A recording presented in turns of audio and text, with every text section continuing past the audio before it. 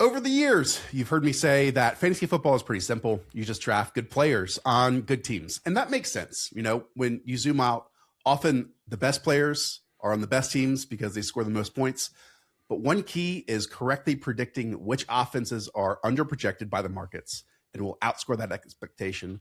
And conversely, which offenses are overprojected so those landmines can be avoided. And the perfect man for that show today to help us guide through all the coaching landscapes and how these teams are stacked up. It is Nate Tice, our coworker here, Football 301 and Yahoo. Nate, it's August. How are you feeling? I'm feeling great. I'm geared up finally. We actually have some practice clips to overanalyze. I'm not doing so much of as like a full-on breakdown of QB footwork yet, but I am analyzing some other things. But no, great to see you guys. You said guiding. And also, congratulations. Welcome aboard. Hello, teammates. Thank you. You say guiding. I feel like stumbling as I am through this intro is maybe a more apt word, but it's still August. We'll straighten out by September. I like how you said over analyzing the practice clips. Like, to me, I feel like I'm just kind of staying, I'm letting the training camp come to me over the next couple weeks before I start analyzing the stuff too much. And Josh, quickly on your point, teams over projecting and under projecting. My takeaway is just looking at the implied points real quick. Yeah. The highest team is at 26.6 projected points. The lowest team's at 18.4. I can guarantee the number one offense this year is way over 26.5 points. Yes. And the worst team especially is not going to be at 18.4. So we can kind of take each polar opposites and go even further away than they're currently projected. Yeah, I think last year, if I have this, after week 17, the Rams scored, and they were number one scoring last year at 30 points per game. And then the Las Vegas Raiders were down at 14 points per game. So that really shows you the massive 2-touchdown difference between these two squads. Yep. All right. Let's dive into this. Hayden, before we get into this, we always, bring up projected points. Where do these projected points come from? It's just the betting markets. You look at every single week, you take the averages. So from week 1 all the way to week 18, there's look ahead line. You're just taking the averages from that. And that's where we have these teams 1 through 32. And then you'll see the ADPs over on Yahoo based off of the current depth charts that we're talking about. And the idea is, you can see where the ADPs are. How close are they lining up to the actual projected point? It doesn't have to be 1-to-1 all the way through. Some players just have a huge role, but there are some times where it just like doesn't make sense that guy's being drafted either too high or too low. So all this show is just kind of tying all that stuff together. Yeah, you nailed it. We're going to kind of talk in maybe tiers or groupings of these teams. And Nate, I really wanted to kick off with the running backs here among all the teams in the top 10. So I'll just list this out for the listeners out there. The Rams are number 1, the Bills 2, then Detroit, then the Bengals, then the Ravens, then the Cowboys, then the 49ers, the Packers, Seattle, and Chicago. So we know a bunch of those teams have primetime backs associated with them. Jahmyr Gibbs, James Cook, Chase Brown, Derrick Henry, Christian McCaffrey. I mean, all these guys are drafted in the top 18 overall. But the one that stands out to me in that top 10 in projected points, Jadarian Price and this Seattle backfield. What is your take? What is your read on what Seattle's backfield is going to look like this year? Because, Nate, dare I say how confusing it was last year with neither one of the runners probably playing in week 1, it kind of makes it even more confusing heading into 2026. And what makes it even more frustrating is that because the other guy, George Holani, that might be kind of the stopgap until Zach Charbonnet comes back. There's certain roles I truly have as far as when I say certain roles, like pass protection, yes, screens, like just these types of mini roles that usually can indicate a bigger role coming down the road. I'm projecting off of that. Maybe just glimpses. I actually like George Holani when I saw him preseason last year. And then I know he had to play a little bit at the end of the year after Charbonnet got hurt. But then they were like, hey, Walker, yeah, you're several tiers better.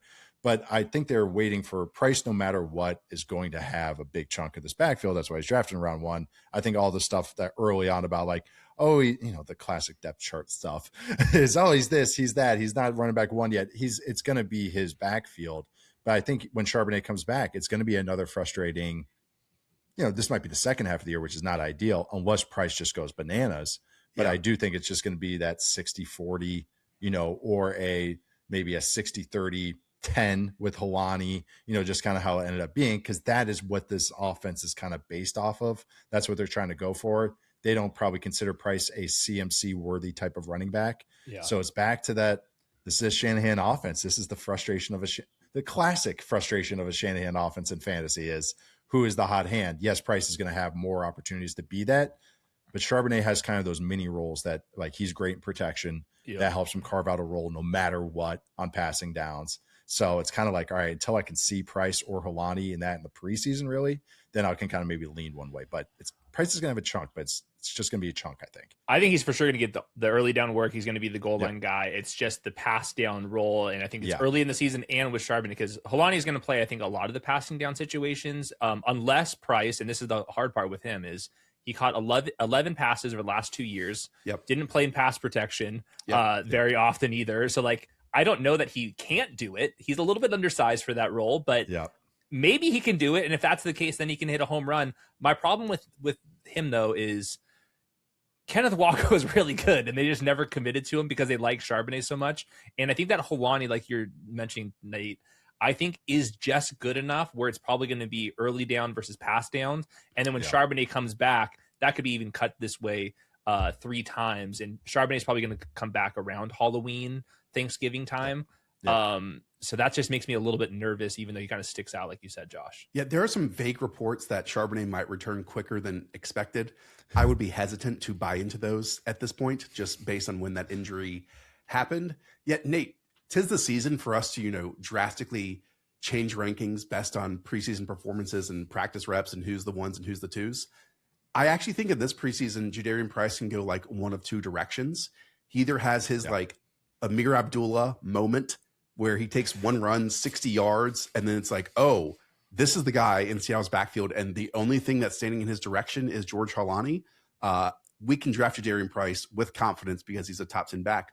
Or this is a mandate from Mike McDonald, which, Nate, correct me if I'm wrong, it kind of seems like it is, that he wants somewhat of a rotation in this backfield, and it didn't matter if that was Clint Kubiak this year, and I would love any insight that you have in Brian Fleury this year too.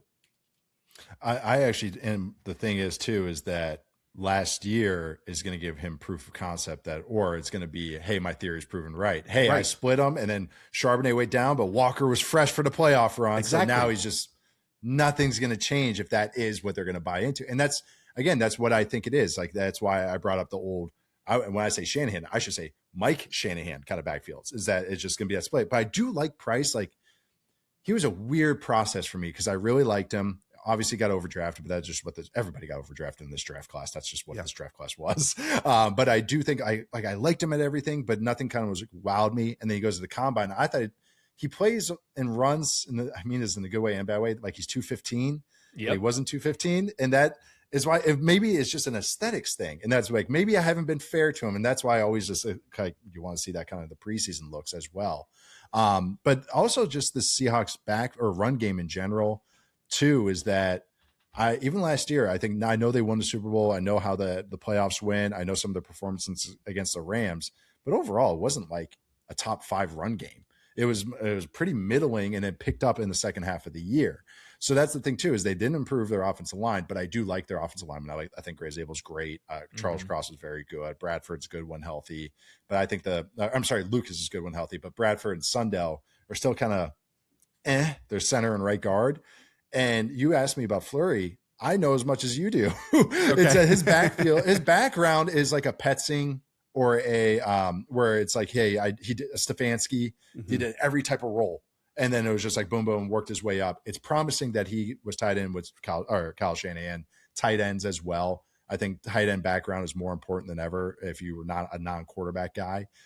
So there is some promising stuff, but I think it's going to be a very traditional that type of scheme, which is going to lift the floor up, but it's going to come down to the designs and really kind of like how the passing game goes to like lift that ceiling up. I was really surprised when he checked in at the combine at 203. I thought that was going to be 210, 215. Same. And then he's not that explosive of a runner, but his yards after contact, that type of stuff was like at a really high level. So kind of a confusing prospect to me. And obviously when you're committing to a first round pick on a player that was in a committee role in college, like everything is just projecting for it. It's a really tough one. Weird flags. It's not green or red. It's like, question mark flags. But I was going to say too, sorry to cut you off, is like, I feel like I have a decent investment in like a couple of dynasty leagues with I already had Charbonnet on.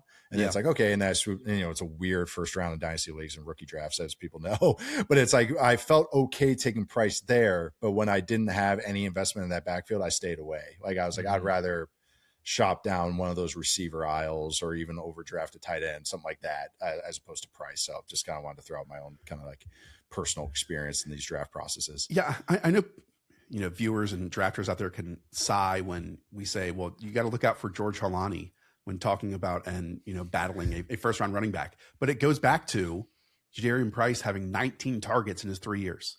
Yes. I mean, it's 19 targets and then 39 charted pass pro reps this past season. And some of that charting is they just stand there, don't touch anyone at the same time. So it's a question that he probably has more reps doing it in practice this year than he ever had in actual games this past season. Yeah. So I'm excited to watch him in the preseason. Hayden, right now he's the 3rd pick, I believe, of the 6th round.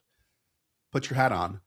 What do you think his closing ADP is going to be that first week of September? I think it's more likely to go up a little bit just because it's like, I think he can get right next to the Bashal Tutte and Travion Henderson kind of committee guys.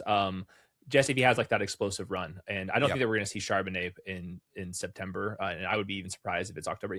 His ACL surgery was February 20th.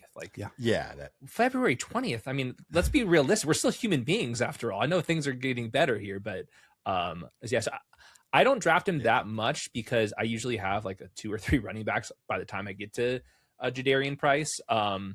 But I think he's fine. I think he's appropriately priced here. Okay, Nate, you have to work through another muddied backfield here because the Washington Commanders are projected for the same amount of points as the Philadelphia Eagles, Indianapolis Colts, the Tampa Bay Buccaneers, the Houston Texans. And we are taking those running backs much earlier than Bill Krosky-Merritt or Rachaad White that are going 117 and 119 overall. So what's your read on this backfield? It's really funny, this backfield, first, before I even get into it, they like Rachaad White, the Commanders signed him. And also during the draft process, I was like, Katron Allen, doesn't have a lot of burst and it's not the same thing. It's more of an aesthetics thing. He runs a lot like Rachaad White. And it's like they draft him. And I was like, oh, you gotta be kidding me. And then there's Bill, who's just his own kind of thing. Bill, and this is, again, God, I sound like an old coach and all this, like, I'm gonna be saying this, but it matters. This is where you can find, I know. This is where you can find, though, like, especially with like blocking tight ends and everything, is that Bill's frustrations, or maybe where he kind of lost reps as the season went along, is the lack of reliability and some of that protection stuff and some of the in-between downs. The Chargers game was wonderful early in the year, and I could see why it was so exciting, him bouncing stuff and everything, but you saw some actual negatives in that game too, because some of those good runs were him bouncing stuff, not hitting the whole design. That's why at the end of the season, I think they're like, Chris Rodriguez, whatever, just steady Eddie, will go with you. But why, again, I'm bringing that up is usually when if I have to invest in these type of backfields, I just go with the guy that I know will have a role on the field. And to me, that's Rachaad White with pass protection. Because I'm just like, hey, it's a bit more of a higher floor than higher ceiling bet. And that's who I've kind of come down to, as well as with this, is better on screens as well. Or I should say better, but he is a very efficient on screens as well. This offense is going to be more under center. Rachaad White's been a better under center runner than shotgun. He has. Yeah. And the stats bear that out. Last year was about even, but more explosive, and actually even a better receiver because of some of the check down stuff. And Jaden Daniels, I'll see, they're talking about the under center stuff. He did that at Arizona State. When he was at Arizona State, it was some touchdown to check down. So that's where I think Rachaad White's receiving ability, and because he'll be on the field in protection on those play actions, he can just have those kind of like Cam Scatteraboo last year, those kind of like cheap explosives, I should call them. Like you get first downs on a little check down. It's like nice little yardage. So I just think Rachaad White is easier to project to me, and how I think this offense is going to be more NFL-y as opposed to Cliff Kingsbury's offense. So that's, in the weirdest way, Rachaad White, the former receiver, I actually feel like as the safest bet on this. But I'm not like, I do like the Commanders' offensive line too. I actually think it's actually got some decent, like Josh Carnolly really came on, not in pass protection, but run game he did. But I do think there's something here with the run, with everything, but it's not one I'm like leaping, I have to get with the Commanders' backfield right now, because new O-line coach, first time OC, just kind of some in between stuff I'm not really buying into yet. Yeah, it's the Vikings and the Commanders, either by far the two cheapest backfields. And I'm with you, Nate. I just want Rachaad White because I think that he's getting a little bit more powerful as a rusher. I think the first couple years, like there was just like some reps where like, he's just not running with enough pop. I think he's gotten a little bit better. It was only a $2 million contract 1 year, which is like so low. But we've seen like Javonte Williams kind of like on a prove it deal like that and was able to hit home. So I'm on Rachaad White, make Ja'Cory Krosky merit, prove that he can like really rip off explosives in a way that Rachaad White can't. But I think in the meantime, keep Jaden Daniels protected is probably very high on their a priority list. And I do think that Rachaad White at the goal line, he's big enough among the pass catchers to handle both roles. That's what we want in fantasy. So I have it like a tier or two ahead, Rachaad White over Bill, and I like Katron Allen in like the 18th round. I'm kind of on the opposite end of this, and I can be totally wrong, and any of us can be wrong in this, and it doesn't tank our fantasy season. These are 10th round picks we're talking about here. But, Bill's going later this year than he did last year when he became a bit of a meme. And this, Nate, where there are an infinite amount of underlying metrics that you can just pick out your best ones because there's some really good ones no matter who you're talking about. Here's the best one for Bill, that per fantasy points, the Commanders were best in the NFL in outside zone last year at 6.1 yards per carry. And Bill led the NFL probably because of that Chargers game in yards per carry on outside zone at 7.6. And I think Josh Connerly, who you mentioned before, has talked about this offseason that they really want to lean into that outside zone stuff. I'm also of the opinion, and it's hilarious that, Aaron Jones in the middle of these two, that just because this team might score points, they're projected for a good amount of points, it actually might be somewhat similar to like the Minnesota Vikings backfield, that it really doesn't matter in the end. And there's like not a singular player that comes out of it as really fantasy relevant for us. Yeah, I don't know who I'd want in the Commanders offense to buy into, because it's even the one guy that I like buy low as a tight end is Chigakwankwo, because I did think that he could be a nice cheapie buy, but it's just everything else I'm just really in a real football sense and fantasy sense kind of squinting at. It's like it's TBD for me. Like it's like, all right, I see the theory of it all, but I kind of want to see it play out just a little bit and see a month of it. And I know that's not useful to anyone in fantasy drafts, but that's just kind of like I'm tempering everything. But that's where it's like, okay, at certain prices, Rachaad White, at certain prices, Terry, just because who else?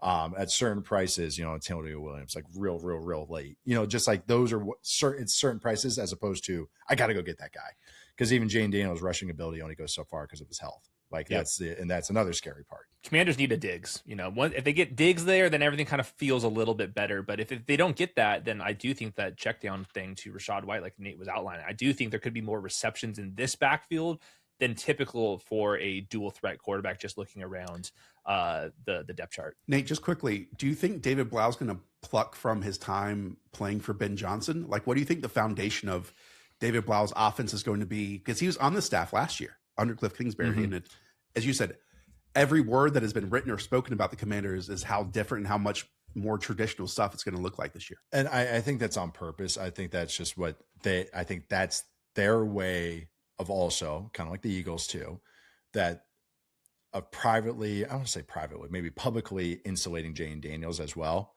Like, hey, at least this gives us a part of our offense. We don't want to totally neuter what Jaden's really good at, but it's a way to kind of just go like, all right, a quarter of this offense can be this package or this idea of philosophy.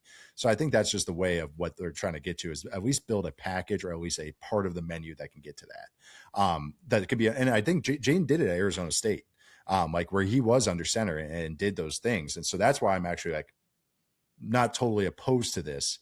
But the thing about him is just he has to change his entire play style. He can't be scramble first every single time. Like now we have a year of him just getting beat to shreds as he tried it. He just has to change that. But when he's on the field, he is dynamic. But I do think Blau is trying to be more of that traditional offense or traditional NFL offense. I think it's gonna be a little bit of hybrid though, and they will use still use some tempo.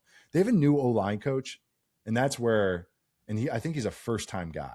Uh-oh. And that's where actually I'm squinting too, because I kind of shy away from that when it's a guy that's never done it before.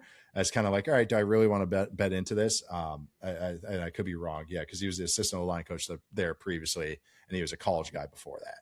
So that's just, Also, usually it's not getting me, head over heels about an offense. We've done this show previously, and I actually went back and watched last year's version of this episode, and we reworked it a little bit this year. But something that we previously talked about was teams that, were most underperforming based on their projected team total.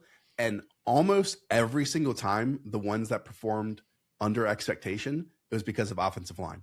Either they all get injured or their offensive line was less talented, and they all got like a massive injection of new players or new talent or new coach onto it too. So I'm not saying that's what's happening here with the Commanders, but so often we should link these running backs to their offensive lines and just the overall success of the team. Well, Josh, I think you sent a note that one of the teams that was projected pretty poorly that finished high was it the Cowboys was one of them, and I think that was one where it's okay. Javonte Williams only has to be so good because the infrastructure, the coaching infrastructure is so good. It's the quarterback. They obviously have two weapons to throw to, but we knew that just going back from the Cardinals days, how interesting those run games were. That Clayton the Cowboys were going to be in good shape, and I think the O-line coach run game stuff, I do think really elevates and kind of breaks ties, and especially in these kind of like muddy backfields. We can go straight into that then.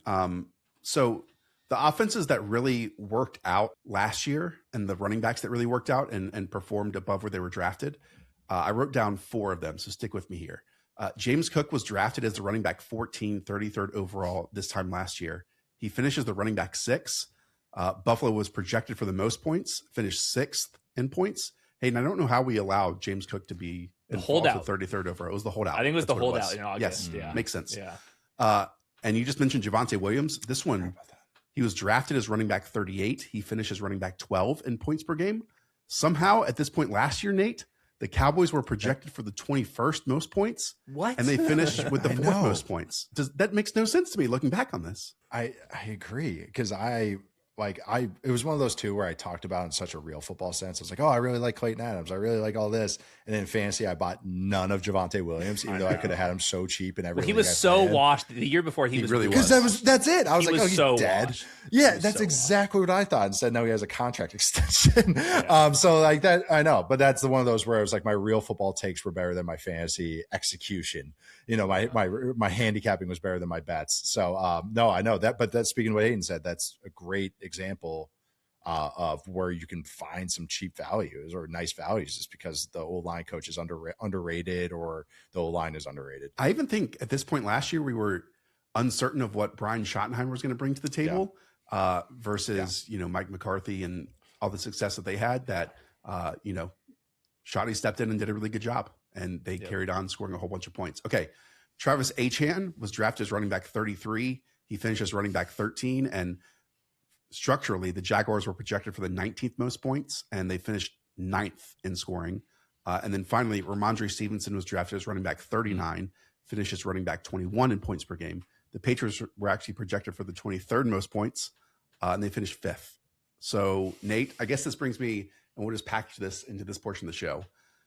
Looking 1 through 32, are there any offenses you see, and it can be at the bottom, it can be in the middle, that are severely underpriced, underprojected right now? I mean, I know we already just talked about it, but the Cowboys at 6th. I have them at 1, but in my own private rankings.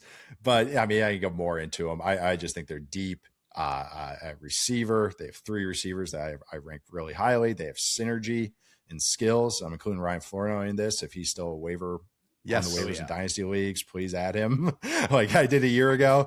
And then, but also I like, it's just, there's a lot of talk about multi-tight end looks and everything, but I think there is something to be said that the Cowboys have multiple personnel groupings where I think they have the best 11 personnel. You get the Bengals have better, probably top 2, but as far as including all 3, but then including Jake Ferguson with that, including if they go 12 personnel, I like Brevin Spanford as a blocker.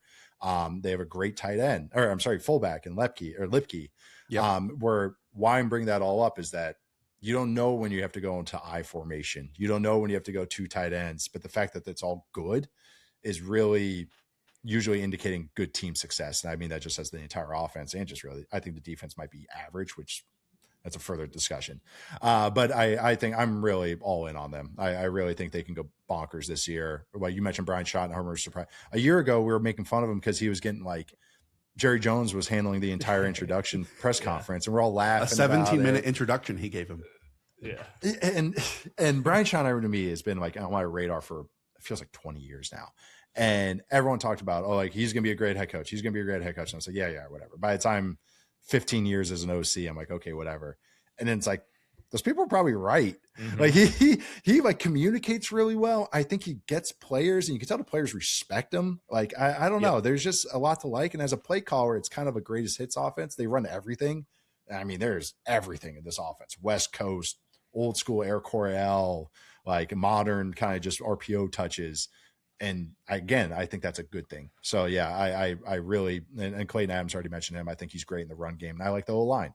So it's something I'm really high on. I'm very excited to watch the Cowboys offense this year. Well, I want to stay focused on them with Javonte Williams, because if you look at all the teams projected around the Cowboys, their running backs go 9th overall, 1st, 15th, 18th, 5th overall, and he's at 33rd overall. And if you look, the column next to him, it's Jaden Blue, who goes undrafted on Yahoo, who's just like a theoretical pass catching guy. We'll see what he's playing in training camp. Yeah, like we'll see about Jaden Blue. He's very fast, but very small, and has fumble issues. Exactly. So. I don't think he's coming for Javonte Williams' job. Like maybe he gets involved in some ways, but it's a totally different skill set from Javonte.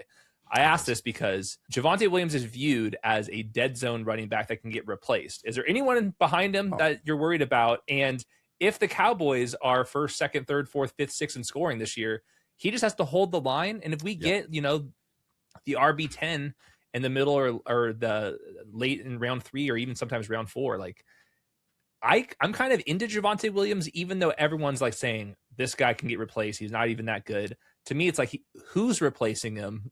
And I feel so good about the Cowboys. Then like I feel like, okay, let's just keep it going. He's the weak link of their starters. Yeah. I mean, left tackle maybe, but the left tackle, they actually have a couple answers there, but which not a lot of teams have either. But that's put it this way, every dynasty league or the whole draft process, I was like, they're going to take another running back. They got to take another running back. They're going to sign Tyler Algier. They're going to do something like they're going to find some buy cheap guy. And I'm going to be all in on that guy because I'm not very high on Javonte Williams. But like you mentioned, Hayden, who else they got? Like Jalen Blue, they're trying to make a thing, but they hated him last year. I think he was really inconsistent. He's not good in protection. He's really you want him to be like Devon Achane, where he's undersized, but he's actually better between the tackles. And Blue has a little bit of that. I like the little parts of him, but it's just like he's so maddening because of the fumbles and all that. But then like Phil Maffa, I'm not like super high on. I think he's fine. But so it's not like, so that's why with Javonte Williams, I do think is getting underdrafted at this point in time, just because of lack of opportunities or lack of people that can take advantage of an opportunity, I think. Hey, and I think for me with Javonte, it's like, what is the absolute ceiling here? No doubt you can draft him as running back 16 and he finishes the running back 10 or the running back 8. But I don't know if I can envision a world where he finishes as like a top 6 running back score this year. So. I will take the RB8 in the middle of the 3rd round every single year, and I will let my 1st and 2nd round picks actually win me my league. I think that's kind of where I'm at with him. Which offense or team do you think is underprojected, Hayden? The underprojected stuff is hard because that entire middle group, like to me, the Vikings and the Broncos, kind of in that tier, those offenses I think have a lot more upside. I think I'll take a peek at the Broncos in particular. Okay. They're at 21st overall. You add Jalen Waddle to the mix. They really do not avoid like all the negative plays. Like that's the big positive part to Bo Nix. Sometimes he doesn't want to throw the ball over the middle, and maybe that's a reason why they're not having as many turnovers. But the offensive line on the interior, they got to some backups because of injuries. Everyone's kind of back. When they're all the way healthy, they might be the best offensive line in the NFL. Sean Payton is amazing, and he's really good in pass protection. And then you add Jalen Waddle on top of it, and you still have Cortland Sutton to do the big boy X receiver stuff. Like if Bo Nix could just take a 3rd-year leap, which typically we watch the 1st, 2nd, 3rd-year quarterbacks take a leap. Like that's one of these offenses where I do think it's like, oh, Jalen Waddle was such an upgrade to what they were doing with Troy Franklin and Marvin Mims and those types that you can like really springboard an offense. So that would be one. And then the Vikings just with Kyler, it's like a total wild card, but we've seen this offense be a fringe top 10 with Sam Darnold and those types, Kirk Cousins. Like if Kyler Murray can go back to being explosive and then with better infrastructure, he can actually throw the ball over the middle and play a little bit more in rhythm. That's how that offense can go from outside the top or right around top 20 to inside the top 10. Yeah, The Vikings Nate, would have been one of mine as well. So if I had a second team to throw in there. Okay. I mean, we're getting a discount on a Kevin O'Connell offense in a whole bunch of areas where, not too long ago, his offenses finished ninth and eighth in points per game. And it's just because, last season they finished 26th in points per game. That's why. The Broncos one's fascinating to me because I was comparing of where teams finished last year and where they're projected this year. The Broncos were 14th in points per game after week 17 last year. And then they're 21st projected here, like you said, despite adding Jalen Waddle. Nate, part of me thinks that's because do the markets just believe, since that's what we're factoring in here on a per game basis, that the defense is so good that they don't have to score as many points on a weekly basis? So it's almost like the defense is hindering what their projected weekly output is. I think some of it too is just maybe a lack of sex appeal of everybody else. And maybe Jalen Waddle maybe he doesn't have that national steam that maybe we as nerds do think he does. Just how it is. Because if you think Dolphins offense is Tua and Tyreek Hill, I would say to the quote unquote kind of maybe the masses. So maybe he just gets lost in the shuffle there as just the guy with the funny dance. But no, he did go for a first round pick. And then maybe I think he does add steam to this offense. I do think there is some cap to maybe Bo Nix as a passer with some of maybe we can project there, but and Sean Payton did give away play calling duties, which is just one of the most curious. Do you think he gave it away, Nate, or do you think it was removed from him? He's at gunpoint. The new coordinator's at gunpoint. Yes. Well, also, I think it's adding a nice little shield in case Bo Nix doesn't take a step forward. It's going, wow, I had a new play caller. Got it, Interesting. He's a pretty savvy guy, that Sean Payton. So that's maybe what some of the cap is. Actually, the guy that's like the most buy low candidate, I think, of this is Jonah Coleman. Because there's a role for him to move up. He's not the sexiest runner, but it's just like there's a role for him. You never can bet on J.K. Dobbins' health to last up a whole year. And this is maybe more of a dynasty buy, but I could see Jonah Coleman being that waiver ad, or that late round dart throw for somebody. Just because I just think with RJ, he could balance RJ Harvey out, but he always wants that Sean Payton. I know I rant. You guys make me rant. Sorry. But they have Sean Payton really likes having guys in certain roles. Hey, you are the X receiver running this post, this vertical route. You are the Z receiver running the over. But you're only in those roles. You are on the field to do this. But same with running back. He liked the Mark Ingram, Alvin Kamara, and then a sprinkling of one pass catching back. So that's what he's trying to build. So that's why I think whatever happens with Dobbins, I think Coleman can fill that role. Mm-hmm. So that's why I have some optimism down the road as far as a buy, low.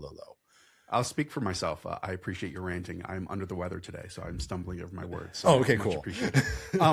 I'm shocked neither of you said the Chargers. Like, I understand that they're at 12, but yes, I know. I'm all about the Chargers finishing as a top 5 offense is absolutely in the realm of possibility here. I mean, we just saw a couple of years ago with Tua as his quarterback, Mike McDaniel leading an offense that was second in points scored. And there's like a whole bunch of things to talk about here where I know last year, and let me pull it up, where the Chargers finished 17th. And that was despite everything going into disaster zone in terms of both the tackles. I mean, there's some unreal numbers here in terms of like what happened after all of these players went down.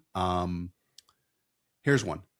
Ladd McConkey ran a league high 95 pass routes without a pass attempt coming on the play due to sacks, scrambles, or throwaways. Okay. That's a great one. After Joe Alt's injury, which we also know they lost their other tackle earlier in the season, Ladd then averaged, just 2.7 catches for 38 yards per game. And now they're getting a play caller who, Tyreek Hill and Jalen Waddle were both top 13 in yards per route run last year. And that was last year in like the worst version of this Dolphins offense that we've seen. So the infrastructure, the environment, it's like taking what Mike McDaniel built as like a theory and even in practice for one season, it worked so well in Miami. And now it's like, we're going to give you superpowers to do it all over the place with Justin Herbert taking the reins and being able to, connect on every single blade of grass down the field. I had him as my number 3 offense in my top 10 offenses. I'm very excited. I think Hampton is being actually slotted a little bit too low because I like it. I understand the injury stuff, but it's just, even if he's just good, like hits just kind of Exactly. his middle tier projection. Holy crap. Like, and they invested so much in, yes, Charlie Collar and David Njoku. Okay. Like David Njoku now is such a better blocker than I think people realize. And now you got two guys that can do that. Then that sets the outside edge, which then opens up the whole outside run game, which is what Hampton is best at, planting his foot and then going north and getting downhill fast. So big man runs fast. That's it. That's all it is. Get him momentum and let him roll downhill. That's all this offense is going to be. And then the play action game off of it. Like I think Herbert is, I mean, how many tiers better than Tua? McDaniel said it in the training camp. Did he openly say it? He was like, I've never had a quarterback that could do these things. So like he straight up said it. It wasn't even prompted. It was just like, I've never seen this before. Even go back to the 49ers time. It's just, and I'm like, so, and I know, and I'm sure we're going to talk about it. It's like, all right, which receiver to buy in, what's the lad going to be and everything. Like Johnson, even I'm not the biggest guy on Quentin Johnston, but I can envision his role.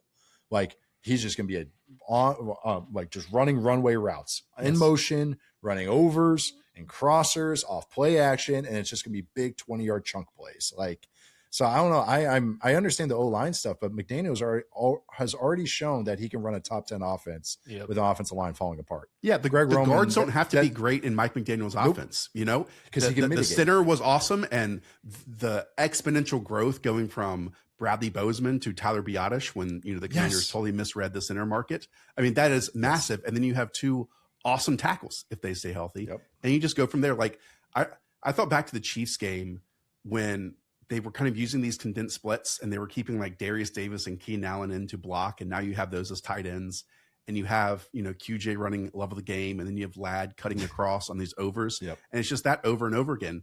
And Nate, this, that you have individual talent evaluations for all these players. And like Amar and Hampton, I might not love him as an individual talent, but this fantasy season, I'm telling myself, don't focus on that.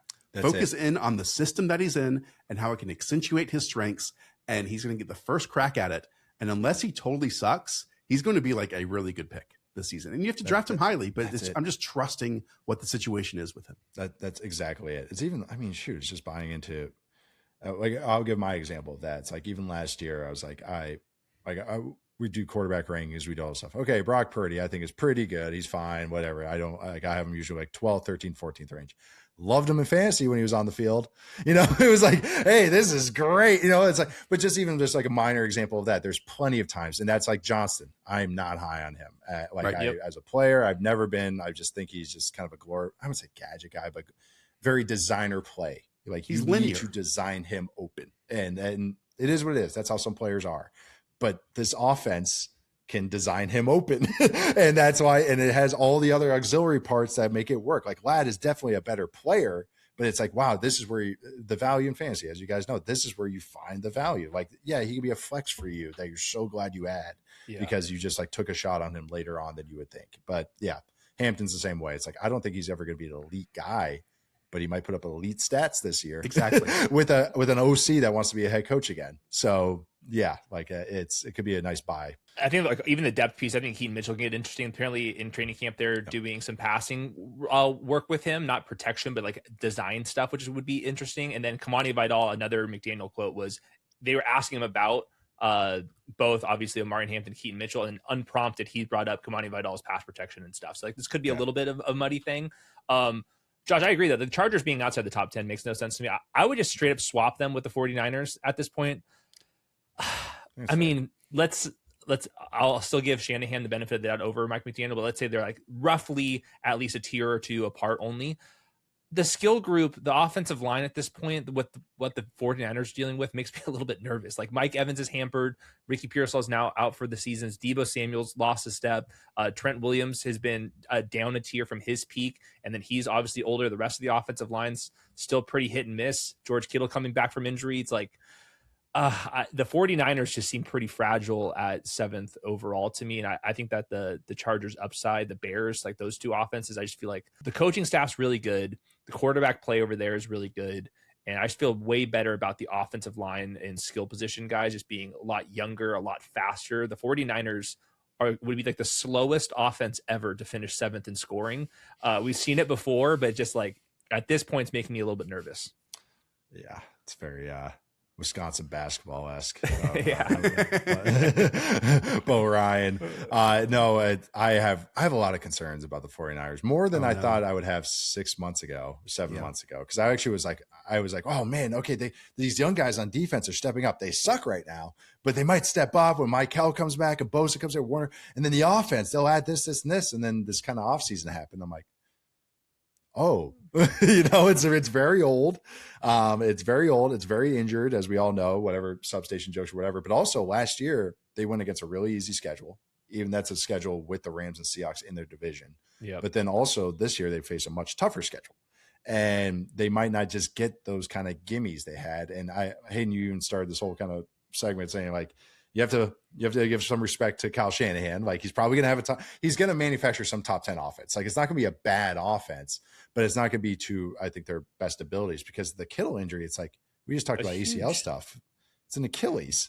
The Achilles is like an 18-month injury, like until you're near even close to 100%. It's really after a year, it's like 80%. And he had it late in the season.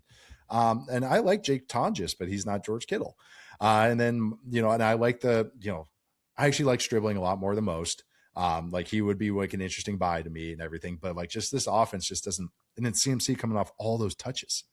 There's just a lot of like alarm bells ringing for me, as much as I respect Kyle Shanahan and what he can kind of manufacture. Just for everyone out there, we'll talk Stribling a lot tomorrow. We're going to do a rankings update episode, and it's going to be interesting to see where we place him in comparison to Debo and all these other wide receivers out there. So hit subscribe and tune into that episode. Okay, we've talked about, for running backs, the offenses at the top. We've talked about ones in the middle. I did want to bring your attention to the offenses at the bottom, because every offense projected for fewer than 20 points all have running backs taken quite early. All right. In fact, 3 of them are going top 26 overall, where you have the Raiders 28th, and it's Ashton Jeanty. Miami's 29th with Devon Achane. Jeremiah Love and the Cardinals are 32nd here, and he's 26 overall. And you even have Breece Hall and then Quinshon Judkins. So, Nate, last year, Bijan Robinson and Devon Achane, those teams were 24th and 22nd in scoring. So, like, you can still get there when you catch a lot of passes. But at the same time, I went back and found like the player that underperformed the most. And obviously it was Ashton Jeanty at this time last year. He was drafted as a running back 5, based in the same exact slot at 11th overall. And he finished as running back 17 because the Raiders were projected for the 26th most points, and they finished dead last. So again, good backs on bad offenses can get there when they catch a bunch of passes and they score the most touchdowns on the team. But it is kind of like this narrow framework at times for them to like pay off as a top 14 or even top 26 option. Yeah. And that's like, as you like leave it like that, because like the one guy, I mean, he's going 52 is Judkins, because I think he doesn't catch passes. Yeah. And he doesn't catch passes. And that defense is not as strong as it's going to be the last few years, when it's been just locked in top 5 defense. It's going to be more, I think, pretty good. Like, I think it's going to be an above average defense. The quarterback situation, still a mess. Like locked in mess. I don't think no matter. Absolute mess. And I will say, I do like how the Browns invested in their O-line. Like, it's not going to be perfect this year, but I do like also every guy has versatility. So if injuries that sure are going to happen, they have some ways to move guys around. But yeah, it doesn't catch passes, and it's kind of reliant on slug it out game scripts. But they now don't have that defense to now slug it out. Yeah. So he's a weird one. He's a needle to thread. There is a sweet spot I think for Judkins, because he has so much ability, and I really just like his running style. But their team situation this year is weird. So it's like, I can't really feel amazing about it. I will say, narratively scouting the Raiders, Jeanty, I'm like back buying into, just because of it's a Kubiak Shanahan offense. They invested in their offensive line. The quarterback has to be better. The coaches are actually coaching. They actually want to be there. And I think that is going to like just let him get back to his ability. Like, first rounder plus Shanahan offense. I know we talked about the Seahawks, and I think they want to just go with him as 80% of the touches, or 75% ish. Like I'm going to buy back into Jeanty, which I know half of me is screaming, but I am going to buy back into it just a little bit. These ones are so tough because like Jeanty, HN, those guys can catch so many passes because there's just like no competition in not only just the backfield, but just in the skill group. Obviously we have Bowers, but nobody else really behind him that those guys can get home. It's to me like Jeremiah Love makes me a little bit nervous because there's competition in his backfield plus Trey McBride, Marv, Michael Wilson. Like that's the one where I'm like, okay, competent. There's not a lot of points here, and there's a lot of competition. Like they have to score 16th, you know, in order for all these players to get there. And maybe I think that the Jets and the Cardinals aren't like the two worst offenses. Like to me, I'm looking at the Browns, and then the Titans still make me really nervous. Just because that offense is like so boom bust. There's lots of moving parts there, and that offensive line is just to me still so brutal. But to me right now, of the top or the bottom 5 running backs on this list right here, Jeremiah Love at the 2-3 turn is like really starting to make me feel queasy, especially with, you know, I know it's Hackett and he might not be in full command over there, but just like the mention of like James Conner still, it's like, oh, I wasn't thinking about James Conner still. I know. I thought we moved past that you guys still bring him up. That makes me nervous. And to me, it's just like the lack of points with the target competition is making me feel nervous about Jeremiah. I talked through the teams that the markets did a poor job of projecting their offenses and they overperformed.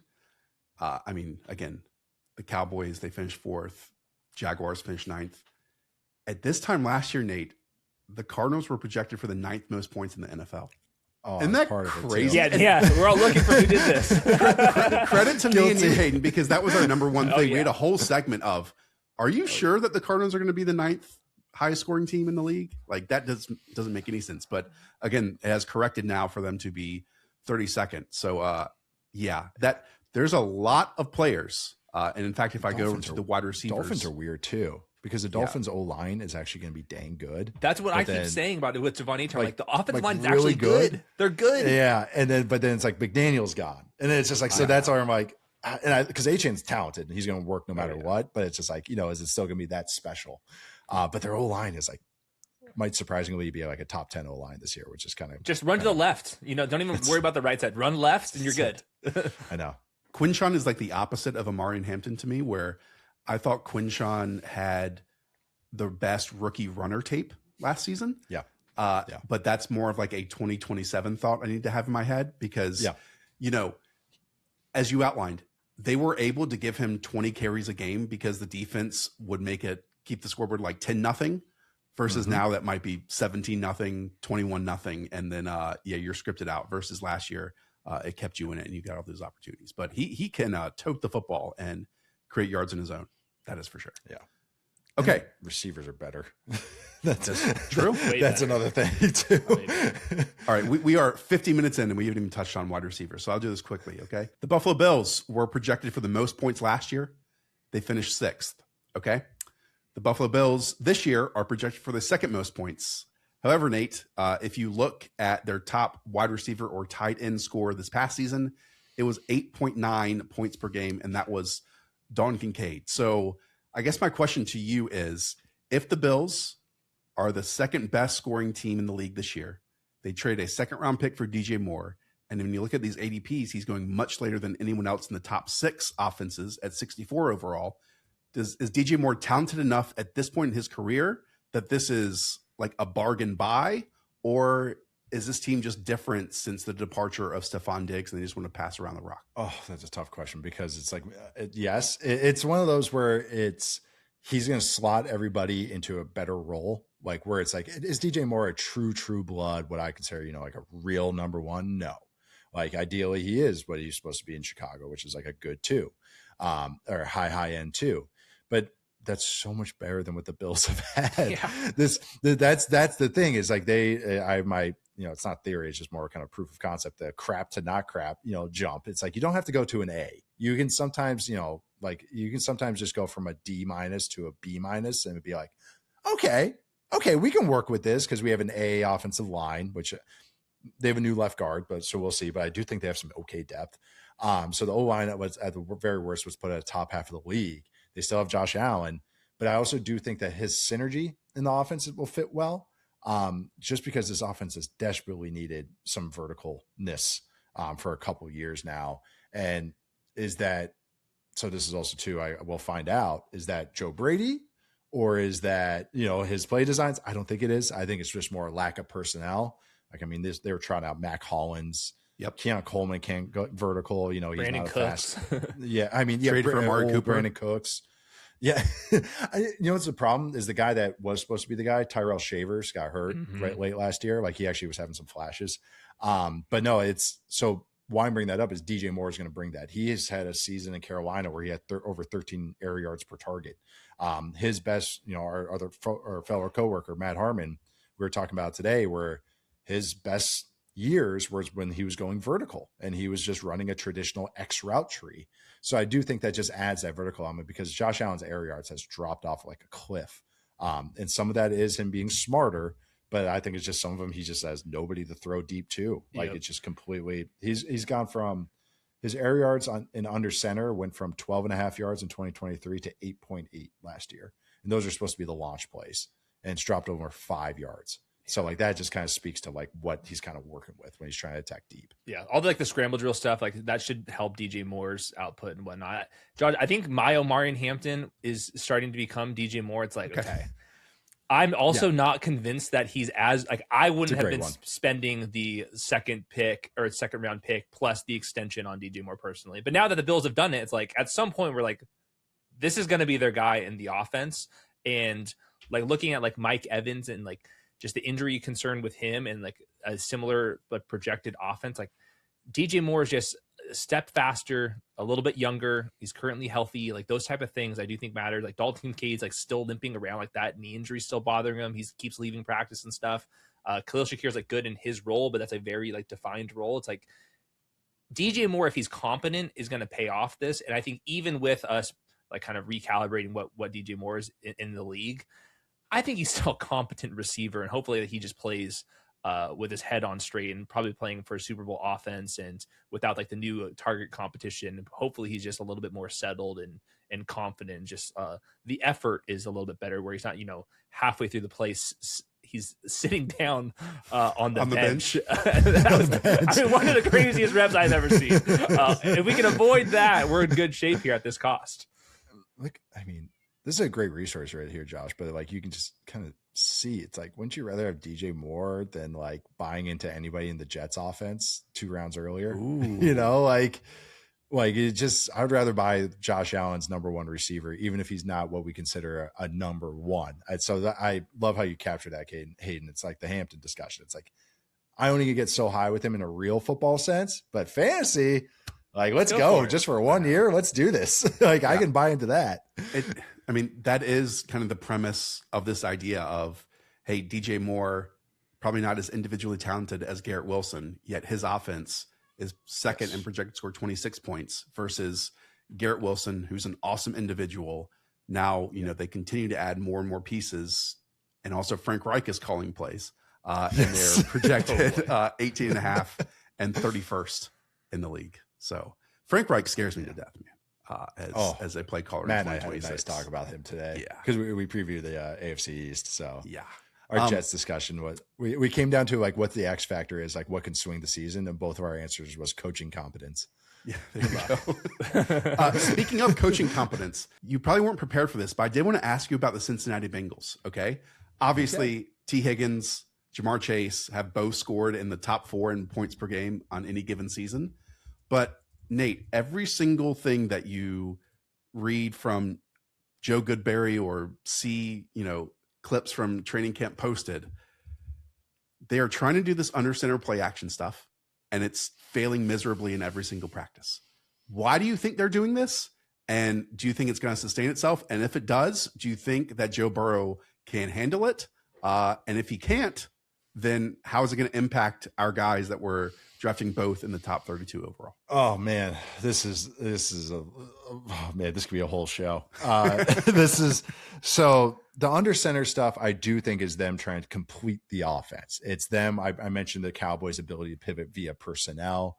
That's where I think the impetus of the Rams getting to 13 personnel was. Some of it was because they had some injuries, but I do think McVay had that idea of like, hey, playoff time, we might have to do this. It's like when you get down to these tough matchups at the end of the season. But I do think that some of this with, as far as just considering with them, with the Bengals, is that I think they just want the ability that like, hey, we might have to get under center because they are so clued in on our static shotgun game, which is what Burrow wants. Burrow wants everything in front of him. And every quarterback, it's like, that's the other thing too. I've had tried to articulate better when talking about certain quarterbacks, usually it's revolved around Jalen Hurts, is that just because they don't do everything perfect doesn't mean that they're bad. Like just because they're like, I don't expect Shaq to shoot threes, but I know he can put up 30, so that there's some of those kind of limitations that I think some get overblown sometimes or kind of do away with. I do think they're trying to get some of that under center run game going more than the play action game, if that makes sense. They want to be able to throw that jab to have the ability to do it. And then that's just the complementary piece, the complementary part. But I do think the Bengals offensive line's underrated. Not going to say like elite, but way better than I think that they're kind of been like talked about. I think it's the top half of the league. I really like their O-line coach, Scott Peters. I think just that the under center stuff is just kind of like, it's a little overblown about how important it is to what they have to do. To me, my theory on it is that they want to attack more vertically, because I think that's what this offense has been missing, is some of that explosive attack, because they face so much cover two. They face more cloud than anybody because of Hurts, because of Chase, and because of Higgins. And because of that is that they kind of get, clouded. Like they kind of get, a cap put over the top. I had some stats on this talking about top 10 offenses. So this is kind of like finish my point, is when they face cloud, they're 26th in EPA per play. They have a 6.6 explosive play rate, pass rate, I should say, or play rate, I'm sorry, which is 29th. They average 5.1 yards per play versus cloud. When they face every other coverage combined, they're third in success rate, fifth in EPA per play, 5.7 yards per play, which is sixth. Yep. They average 10.3 explosive play rate, which is top half of the league. It's 18th. But why I'm bringing that all up is that some of that play action stuff, some of that big protection stuff is a way for them to attack vertical, and that's how you beat cover two. I think the run game is there to beat cover two, but they have to beat them over the top. And I think that's what they're trying to get to. That's my theory anyways, but that's what if they paid me as a consultant way too much money, that's what I would say is what they would have to do. So I think they are trying to get that way. Oh, well, yeah, we get the free alpha, like and subscribe over here. The thing that came across for my Chase Brown research was he was RB2 in rush yards over expected when there was 3 or fewer yards to go.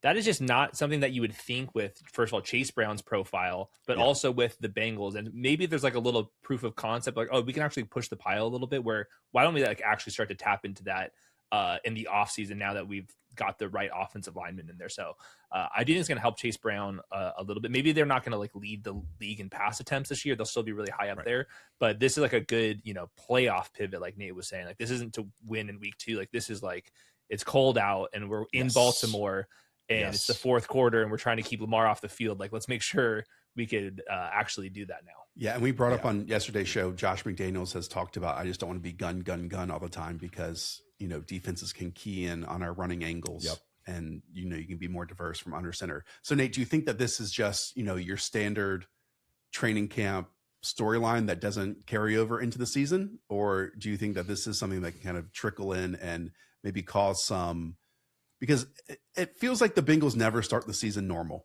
And this is kind of their version of it this year. I know. I think that, what's frustrating to me is that a lot of the bad plays that get memed or become popular or go viral or whatever in our circles are the bad ones. The ones that got nuked, like the one that's very popular right now. I noticed is that there's a difference between a bootleg and a naked. If you want to get really in the micro of it all, a naked is there's nobody to capture that backside defensive end, and he has a clear path. A bootleg has an influence, a guy that slam blocks, a guy crossing his face. In that play, the Bengals defense is blitzing, which kills a naked. So it's just a perfect defensive call at the perfect time. So it's one of those where it's like, I don't want to make a mountain out of a molehill until I see it in action. But I do like that they have to, because there is a cap to their preferred offensive attack right now. So I think this investment is real. How big of the offense it is, I think that's what people are making a mountain of a molehill. I think this is still only going to be 10 to 20% of their offense. not, I think it's just so they can improve it to what it was, or I should say they probably double the rate of what they are right now of being under center, but it's still kind of bottom 10 in the league, if that makes sense. Like, it's not going to go to some crazy number. They're not going to become what the Rams are right now, where half their plays are under center. So I do think there's just going to be a little bit more, but still kind of a relatively lower amount.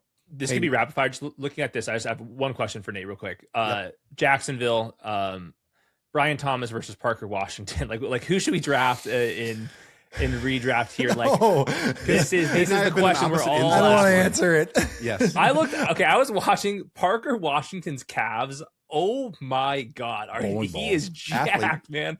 I know. And Liam Cohen's like, we really love Brian Thomas when he's running away from everybody. And we really like Parker Washington when we throw the ball to him. Where now, even though I love Brian Thomas, that rookie tape, his man coverage stuff was so sensational. They got him on a couple underneath stuff that we didn't see last year. So I'm holding out hope that it could be back to Brian Thomas. But to me, like, the simple answer is like, all right, all these like Parker dig concepts of Parker Washington that we're hitting, these crossing routes, like is that the guy we actually want? This is the impossible question, but what's the scheme telling you? I'm leaning into the punch here, and I am going BTJ. Okay. And it really is kind of, it's more, I've joked about this, is sometimes players need like another player to kind of really boost them. And it could be a mindset thing, could be whatever. I've always joked that Seabiscuit, the horse, needed another fat horse next to him named Pumpkin. And sometimes guys just need their pumpkin. And to me, I think BTJ's pumpkin was Jacoby Myers.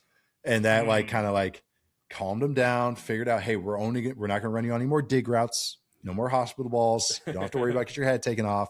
So it's just vertical and it's just outside. And you saw it kind of start getting pieced together. But also, Liam Cohen's offense is very wordy. It's a very hard offense. It's super complex, but it's very designery. And they have a lot of verbose play calls. If you watch the first month of the season and everybody couldn't get to the line of scrimmage, nobody could notice that. It was crazy. They set the record for illegal shifts in the first 8 weeks of the season. They set the season record in 8 weeks for illegal shifts because they had so many guys that didn't know where because they would kill a play and everybody would be like, what? But they would look at, they didn't even know who to look at. They didn't even know who had messed up. It was crazy. It was so funny. And then the second half of the year, it just is like Jacoby Myers came in and it was a pro. And then I think everyone was like, oh, okay. And then they learned the offense a little better. And it just felt so much more complete and just better. But why I'm bringing that all up is because I feel everybody is a little bit calmer now. And Trevor Lawrence is a little bit calmer in this offense. That I'm going to bet the guy with the most talent. And that the guy with the most talent is BTJ. And this is a guy that loves Parker Washington and loves having him on. I loved having him the last season. But I do think in a real football sense, I think just because everything's solidified, we know what routes you're really good at. Now we can design plays for you to kind of like create those explosives we need. Before Daniel Jones's injury, Hayden, the Colts were number 1 in scoring. This season, they're projected for 17th. Is that right process, or is that an insult to Shane Steichen and this team and what they can do? To me, it wasn't even just scoring. It didn't matter the metric you had. They were first in all of it. Explosive plays, success rate. It was everything clicked for like 11, 12 weeks with the Daniel Jones stuff. Obviously, it's probably 85% Daniel Jones. And then with Alec Pierce, that might be 85% Alec Pierce. You lose Michael Pittman. So I do think we should be dinging them. Offensive line, mostly back to tinkering with things here and there. I really like what Shane Steichen does, though. And I think that Daniel Jones, for like what Nate was saying, was like, he has warts, but if we don't see them exposed that often because they keep calling the stuff that he's actually good at, then like, who really cares about the warts for the most part? So yeah, it's tough though, because like you look at the offenses right above him though, it's like, okay, do I really think they're going to be better than Jacksonville this year? I don't think I would say that. Same Patriots, the Chargers, like that's what I was looking at this list. I was like, the NFL is in a good place. Like, 21 is the Broncos. The Vikings, they're 20th. The Texans, we'll see about that one. That was a little bit surprising to me, but CJ Stroud has had really good moments in the NFL too. Tampa Bay has always been fringe top 10s. Like, you go down 21 teams, and I'm like, okay, all those offenses have a case to be top 10 to me. The Saints could rise up. Oh yeah. I'm actually very bullish on the Patriots, kind of like getting back up there. Like that was another one of some that can be undervalued. Like I had them as a top 5 offense in our top 10 offensive show because think they did a really good job of like insulating themselves. All the receivers they added, Eli Raritan is really showing up. The tight end they drafted in the third round. I loved it. So I agree with you, Hayden. The Colts I'm low on right now. It's not on Shane Steichen as a play caller. I totally agree with that. It's just that Pierce not being totally healthy. Yeah. How Josh Downs is in like 2 receiver sets. I'm curious to see, because I know they love Tyler Warren and they're really trying to like run a lot of the offensive stuff through him.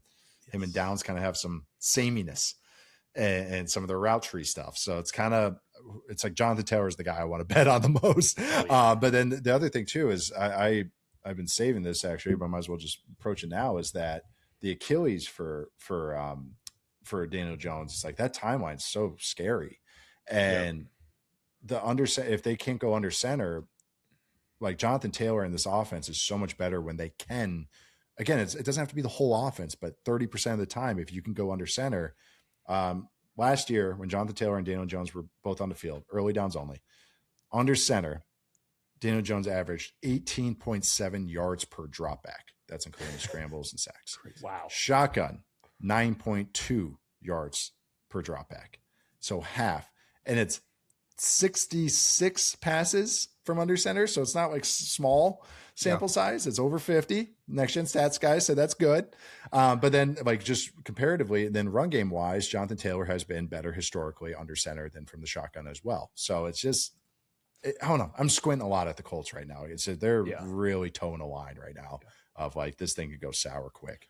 And they're switching out some offensive alignment. Totally. Yep. They're like the 49ers to me, a tier down from that. It's like everything could go right, but there's a fragility that exists here that we have to acknowledge. And this is someone that I love Steichen and what he designs. Like I really do. And I like a lot of their personnel, but just in totality, it just kind of, I'm a little, frowning my nose at it. Nate, we'll close on this. I mentioned that when you look back on a projected team total, the ones that underperform the most are the ones with bad offensive lines or injured offensive lines. I'm not going to ask you to predict which offensive line is going to get injured, but just generally, and these can be teams at the top or at the bottom of this list, which teams give you the most pause based on their offensive line right now that would allow them to, play through their game plan every single week? Man, we're just talking about quarterbacks being in a pretty good spot. Actually, in totality, like there's actually some O lines that like are actually way improved that you wouldn't expect. The Ravens are actually a little more fragile than you'd expect, and it kind of like just keep going. I mean, I know they signed Ethan Pocic, but it's like that center spot is, and I really like their offensive line coach. Really, really like him, Dwayne Ledford. Really like him. I'm interested to see Declan Doyle as a play caller and a play designer, but that line is just giving me a little pause. And it's not like where I'm just like, who cares? Have Lamar chuck it up to so-and-so. And they have Derrick Henry, but Derrick Henry's another year older.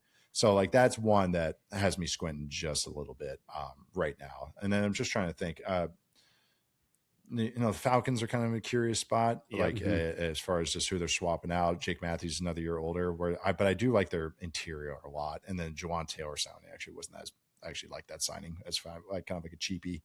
But no, that's the one that comes to mind though, is the Ravens. Yeah. I mean, and even if they lose one of their starters too, then you're talking about the team projected for the 5th most points. And if they play like the 20th best offensive line, then that can really, really hurt you. Yeah, at least John Simpson has experience with the team, even though it's a different play caller, and I'm assuming a different offensive line coach as well. So we'll see.